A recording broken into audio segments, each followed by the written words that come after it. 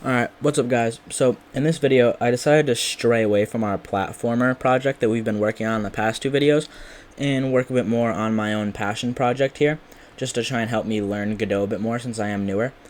So, this is going to be a shorter one. It's going to be like a mini devlog where I just go over what I did today.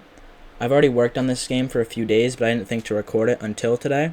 So, I can catch you guys up on what I've already done in a bit.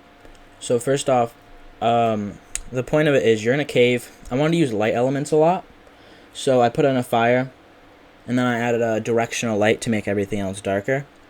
And then I added some enemies. I made the fire a safe zone, and then I was working the other day on making the player die to the enemy.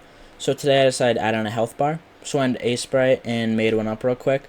Now the issue was when I did this, they should not be vertical like that. They need to be horizontal, which is my fault. It caused some issue, so I ended up coming back in. I just eyeballed the dimensions here, and I ended up regretting that in a bit because that forces me to remake this a third time. Because as we see here, when we go and we scroll through the frames, it slowly shifts to the left. So we ended up remaking it one more time with the right dimensions this time.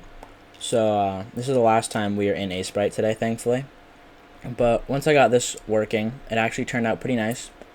And we're about to get into the coding in a minute. So after I finish the health bar, I decide to do more on the fire, and I work on a healing zone because currently we have an enemy that damages our player and we don't have a way to heal that damage up.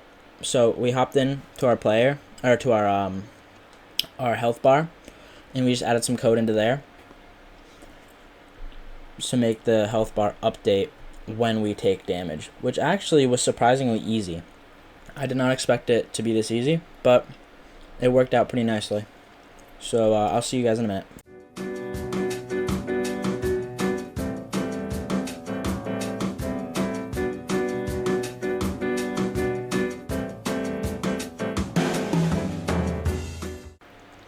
Alright, so we're going to get into testing now after that. So it actually worked pretty well, as we can see here.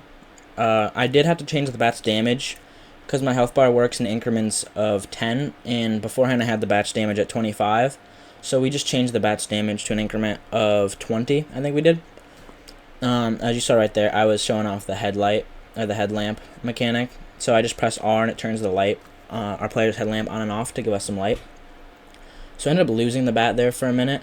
Later on, I think in a separate video, I'm going to add a border because the bat did tend to leave a lot. So here I am just messing around with it a bit more. I just hear I lost the bat again. So we'll be working on a border pretty soon. So I added in some hitboxes. I turned on hitboxes to actually be able to see where the bat was going, because that helped us out a lot. So next up, I just added a few more bats to the map to see how they would interact with each other and make sure the damage would stack from every bat. So there was actually no issues with this, thankfully. So next up, what we're going to do is we're going to add in a healing zone for our fire. So we started out with a area 2D, and I think we just named it healing zone. And we're going to add a collision shape. So I want to make this smaller than the entire safe zone, because I want you to just be able to like walk right up to the edge of it, heal. I want you to like actually be close to the fire. So I did make it yellow just so we could easily like see and differentiate the healing zone from the rest of the fire's collision shapes. So I think that was a good size for it. And we're about to get into code now, so I'll see you guys when we're done with this.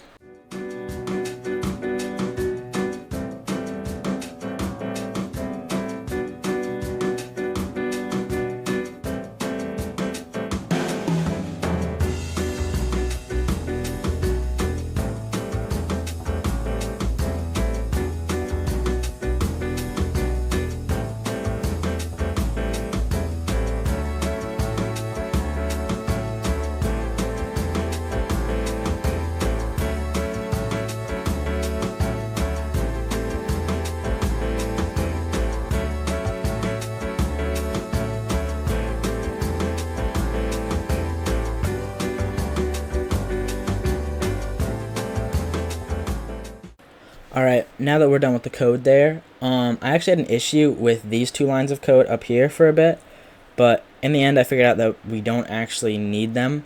So instead of trying to figure out the issue, I just ended up deleting them since they weren't really that important right now. So, and having the ready function with nothing under it was causing issues to the physics process, which was directly under it. So we just had to get rid of that. It didn't matter, since there was nothing else being called with the ready function. So now the health or the healing zone should work. So we're gonna get into testing that here. So as we see, we take damage and we come in and it is healing. So we did put the healing to increments of 5 every 1 second.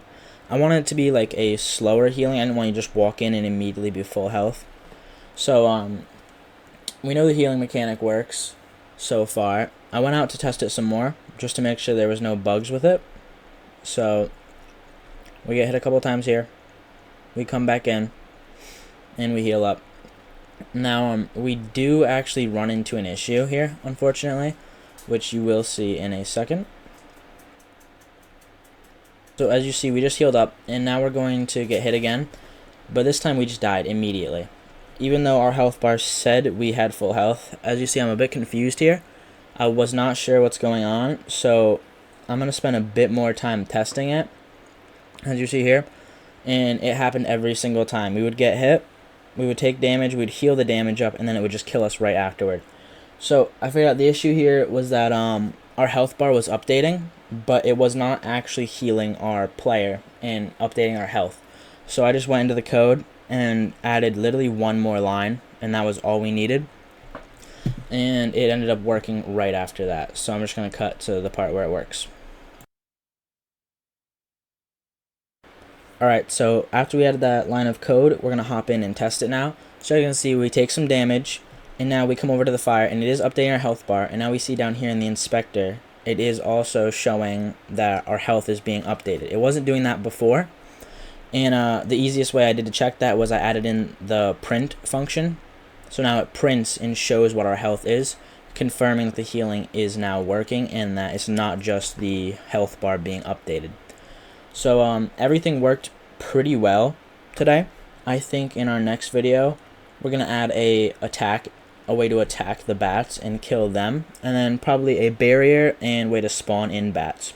So we have that to look forward to next video. I might have that out by tomorrow. If not, then I will by next week. So thank you guys for watching, and I hope to see you guys in the next one.